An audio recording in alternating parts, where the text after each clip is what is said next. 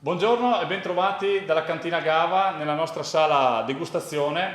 Siamo qui per raccontarvi, parlarvi, presentarvi una varietà di vino unica nel suo genere, ma ce la spiegherà più nel dettaglio il nostro enologo di cantina Viviano. Buongiorno Viviano. Buongiorno a tutti. Oggi parliamo del nostro rosato frizzante. Viviano, come si ottiene il rosato?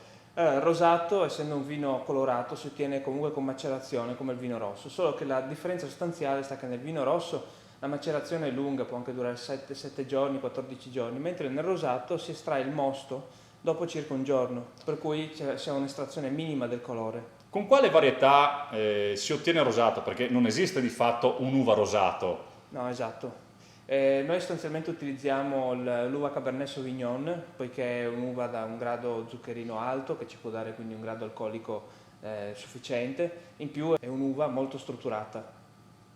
Ok, ovviamente esistono vari tipi di rosati, ci sono i rosati fermi e i rosati frizzanti. Questo qui che abbiamo noi è un rosato frizzante, per cui ha un'ulteriore lavorazione. Sì, Sì. esatto. Il vino prodotto, quindi questo vino rosato, viene poi posto in autoclave dove avviene una seconda fermentazione breve per gassificarlo, poiché si ha poi la bollicina.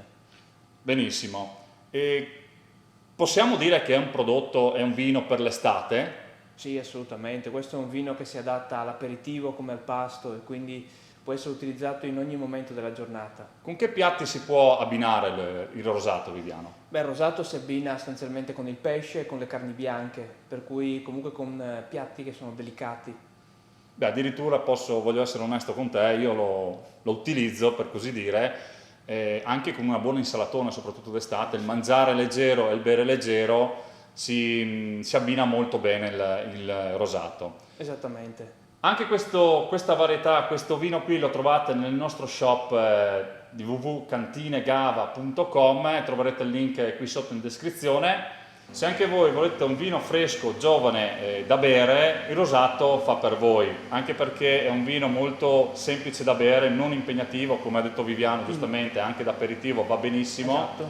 e soprattutto per l'estate è un vino molto leggero.